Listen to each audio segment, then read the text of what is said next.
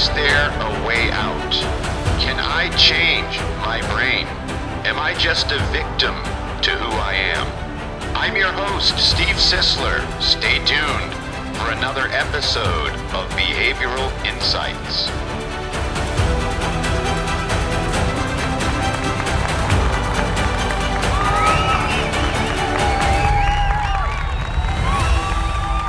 Welcome to the Behavioral Insights Podcast. This is your host, Steve Sisler. I'm bringing you into a already in progress conversation.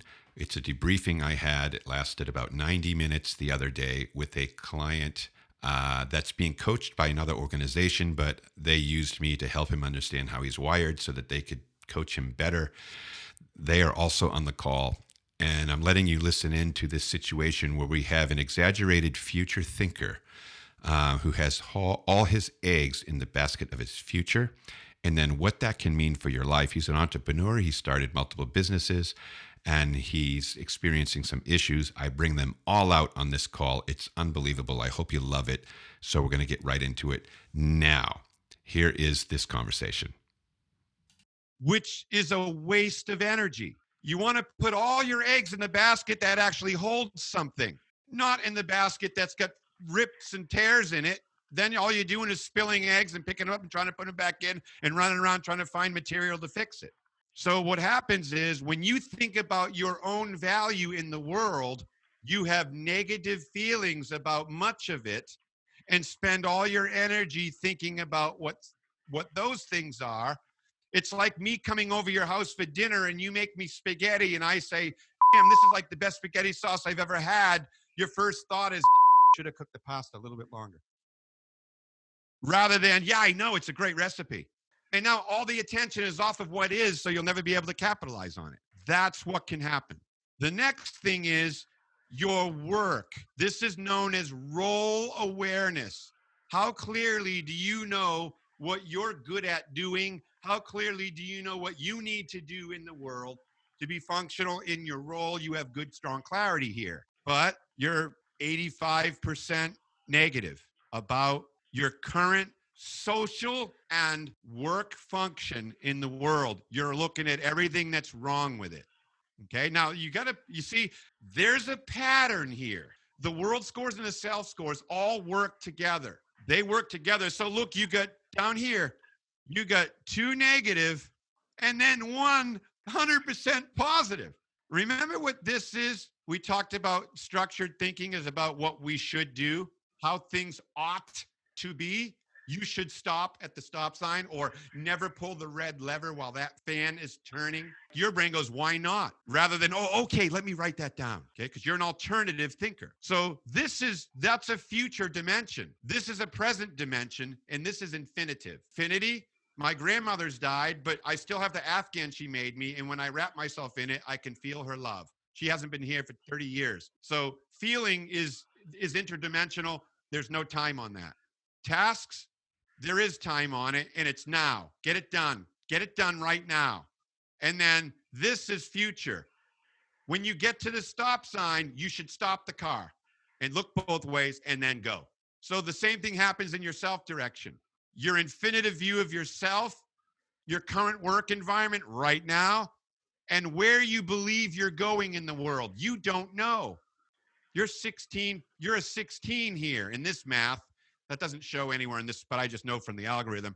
You're at a 16, which means you can't see. You don't have any vision for your future, but you know you need to arrive.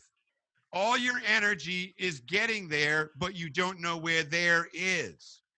The problem with this kind of thinking is when you get to the future, let's say the future is next Wednesday, and it can be any time in the future, but we're just going to say next Wednesday for the sake of this conversation. You're all about next Wednesday, but once you get to next Wednesday, and then we look at this chart, Wednesday becomes today. We're here, and you're negative. And you're thinking about here, which you don't know really what it is or where it is, but you know you need to get there. Now what starts to happen? Your brain is over-focused on the man you're becoming and the work you're going to be able to do, but none of it's here. And if it is here, you're overlooking every bit of it. the odds of you succeeding with what you already have based upon who you already are severely now diminished because all you're thinking about is where you're going. So I had a client that was doing this to the degree that you are. I visited his office in Delaware. I said, okay, we got some strong future direction here going on. Let's take a look at this. What's going on? We had a long conversation and I said, you're in the future. What's it look like? He goes, I'll show you. He turns on his computer. It was a very large screen. There's a building down the street being built. It was just foundational when I got there. They were putting up metal structure, but there was nothing really there. He got a hold of the plans of what the building was going to look like. He pulled it off and got the architectural drawing on the internet. And then he photoshopped the company name on it and put it as a screensaver on his computer. And that's where our business is going to be. And he looked at it every day. And I said, you're so busy looking at where your business is going, you forgot where your business has come from. That's why it's stalled. And that's why you're overlooking your people. And his mouth fell open. And when we talked to the people, they all felt like they were in his way and holding him back. But he could never arrive. That night, when he went home, he picked up his wife and they drove, I don't know how many miles it was a pretty long ways, back to the apartment where they were in when they met so that he could reevaluate where he's come from. His business is now taken off. I mean, everything's changed. That was just one little piece of the consulting we did. And he was so over-focused on his future, he didn't realize he was neglecting his present and was wondering why he was stalled. He didn't know. All his energy, all his attention was in the future, which isn't here. This making sense? Yes. Do you have any, either of you, thoughts, comments, questions about this? It's, from my perspective, I can't help myself but go, yes, yes, yes. Yeah. It actually does seem like I am very future oriented in terms of like my thinking. I do find it difficult to sit, like even when I'm sitting down and even us moving into this new house and having all these amazing things that happen to us, I'm always like thinking about the next and what I'm going to do for the future, not allowing myself to be happy or content. Your emotions sit in a discontented state. So even if something is good, it looks bad. Even if it's, whereas other people would be like, what are you talking about? Look at what you have. You can't see it because look it down here. You're only seeing what's wrong with the current state of affairs. If you were like this right here, you wouldn't need James or me. You would be clicking along going, holy how did I get here? But what you're really doing now is, when will I be there? Where's there? Right here. You don't know. Why?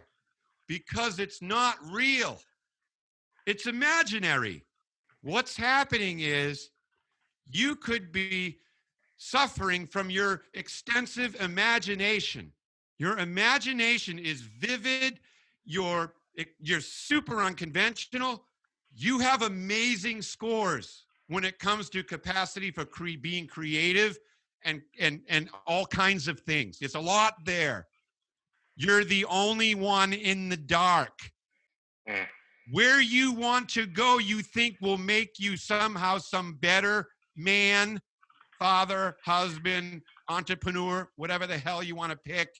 But whatever that is, you're going to be better there. And the work and what you do in your social role in the world and how people think of you and all that's going to be better. So you're just basically sitting around pretending you're running a business waiting for it.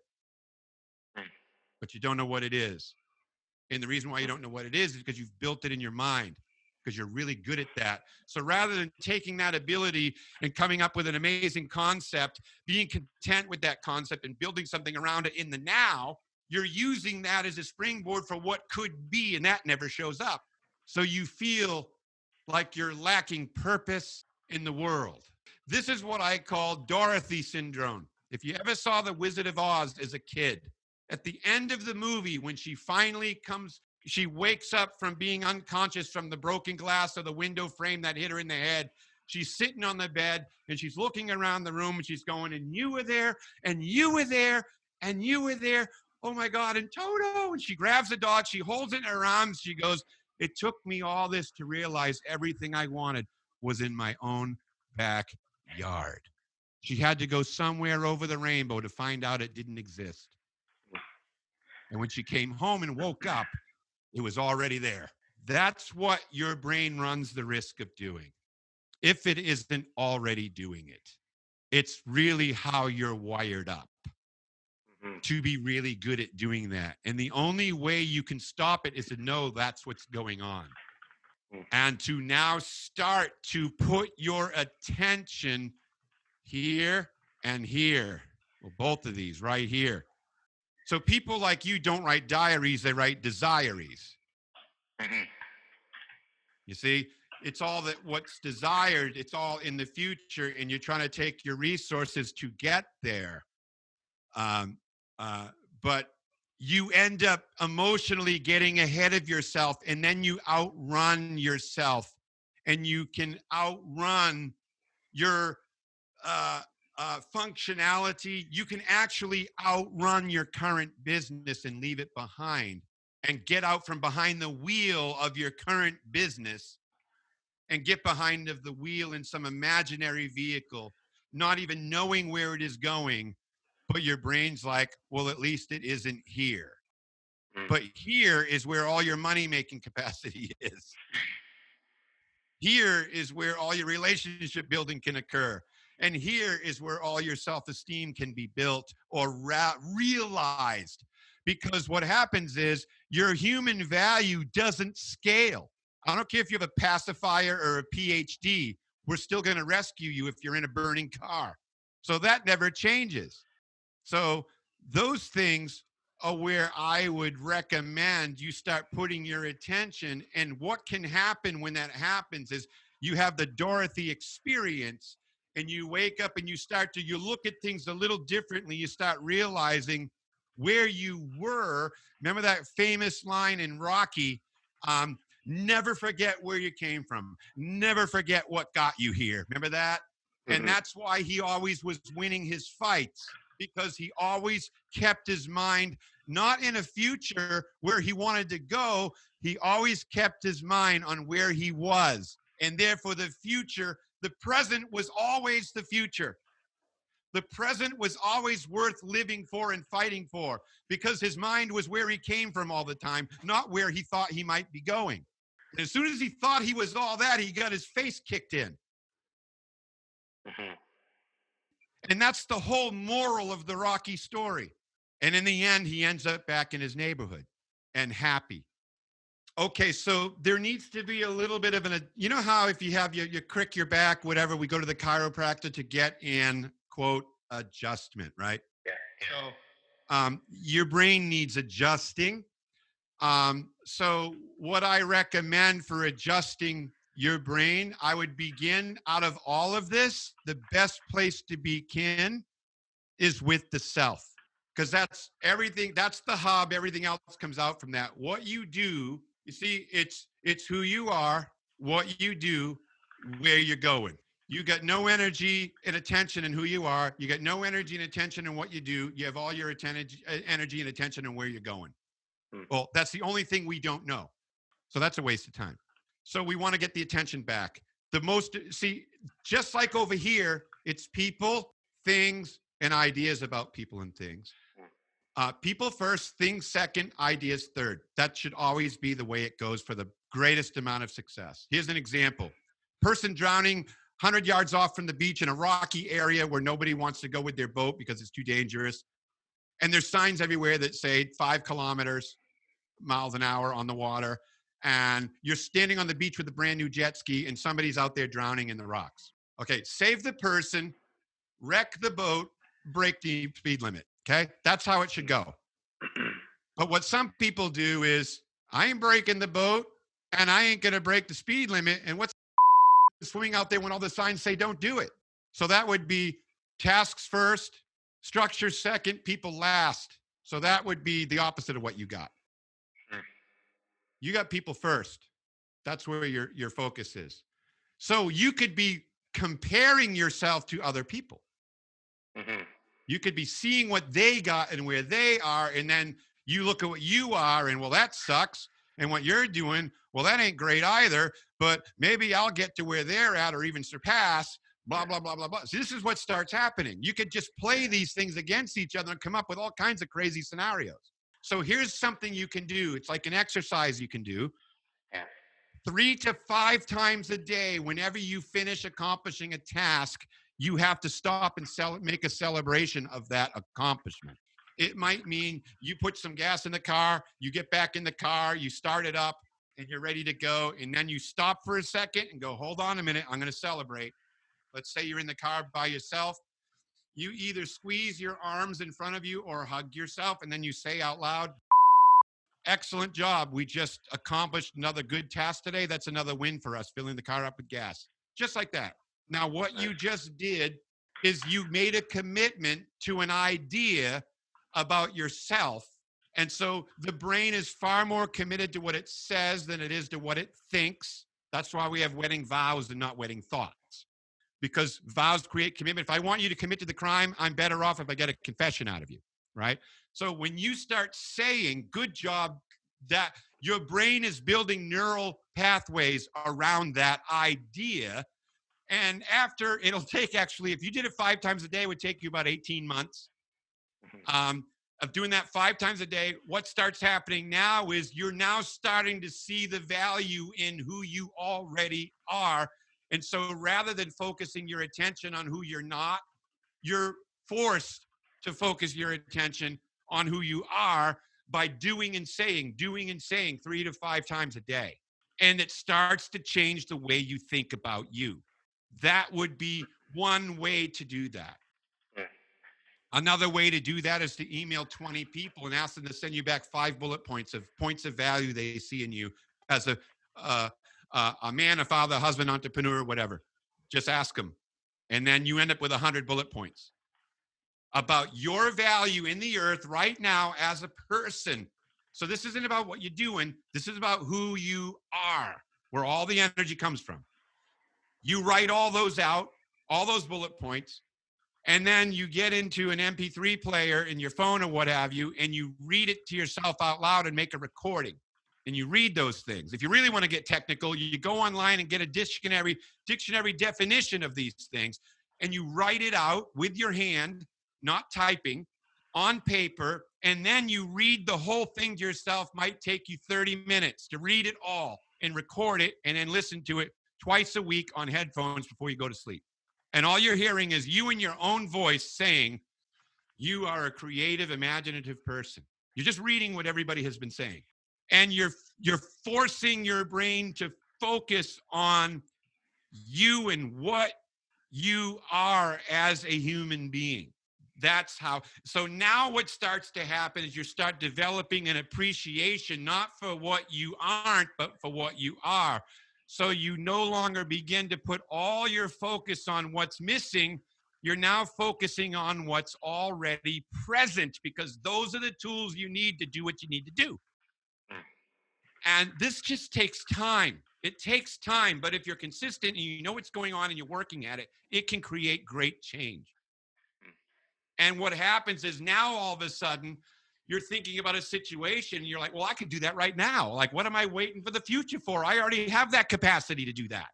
I could do it within what I've already got going. All your energy starts to look for current circumstances and ways of doing things in the now and not in the future. This future thing, I'm telling you, is your nemesis. You've got to come back to earth. You've got to get back into the saddle of reality of what you're currently doing based upon where you were, let's say 10 years ago.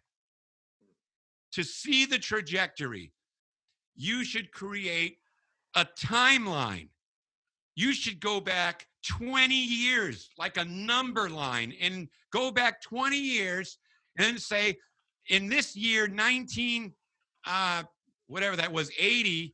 or 1990, where was I? What was I doing in 1990? And then above that dot, write it out. Then where was I in 1995? What was I doing? You're writing out a memory graph. And you do that all the way up to 20 years, and you stare at that, you start looking at that, you'll be shocked. You will see something that will cause you to not think about where you're going, but where you've come. That's better. That gives you more strength, more authority, because we live in the now. Nobody lives in the future. It's never here. It's always a waste to put our energy in the future because we're not there. We don't live there. We live now. This is why the ancient sages always talked about now.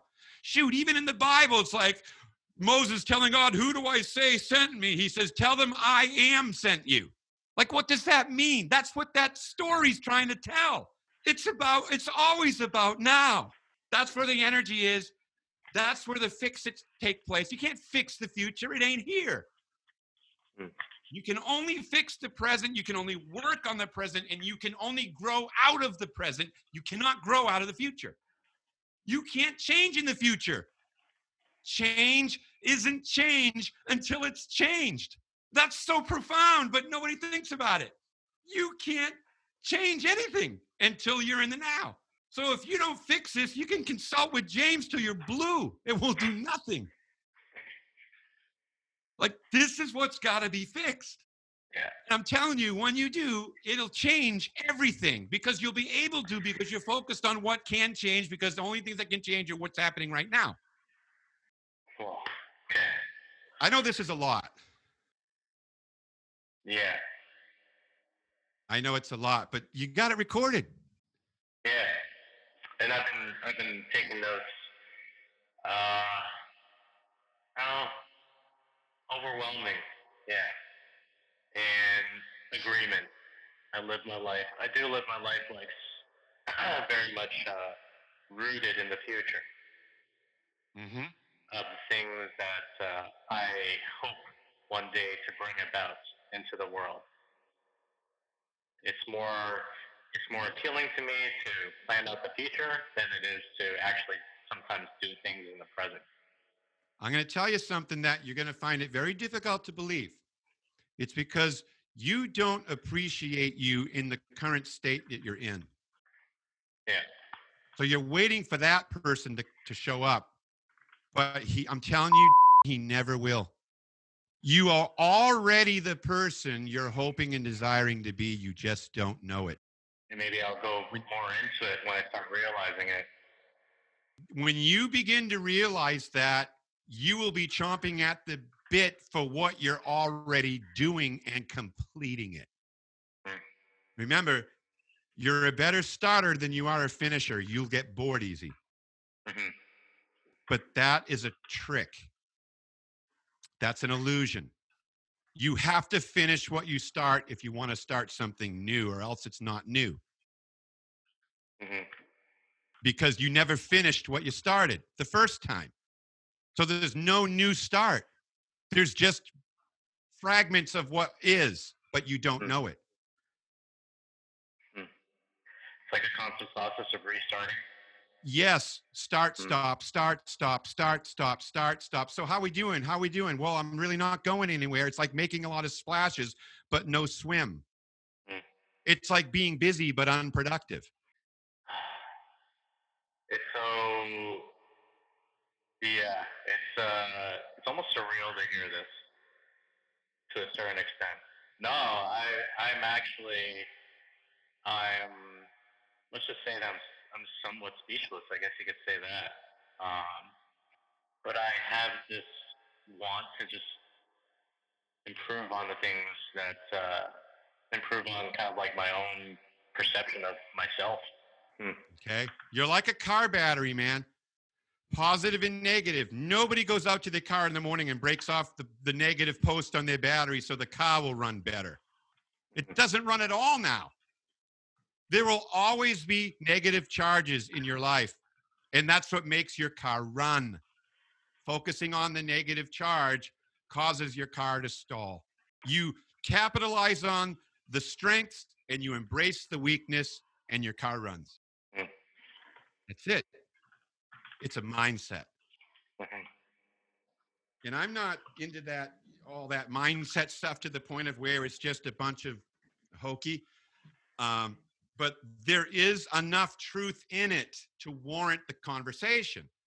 Mm-hmm. But there's a lot of pragmatic and practical things that have to take place. And I'm a pragmatist. I'm all about practical. And so that's what's happening. You're a super unconventional guy. You're a very creative person. This is why you have businesses. It's why you start businesses, but you won't finish them because you get bored because your eyes are on a prize that doesn't exist. The prize that you already are, that other people probably see, you're denying.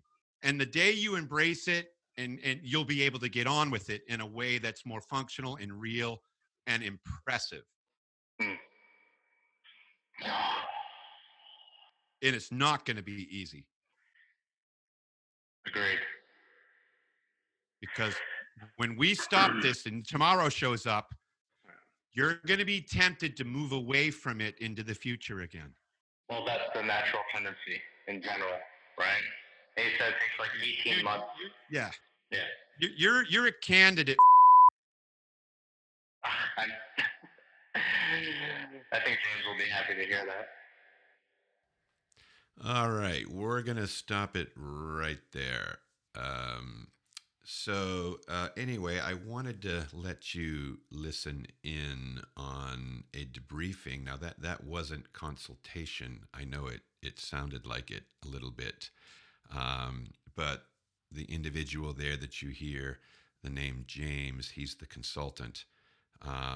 But what my job was in this particular situation was to help this individual see and understand how they were thinking, how their behaviors were, those types of things that those of you that listen to this podcast are very familiar with by now.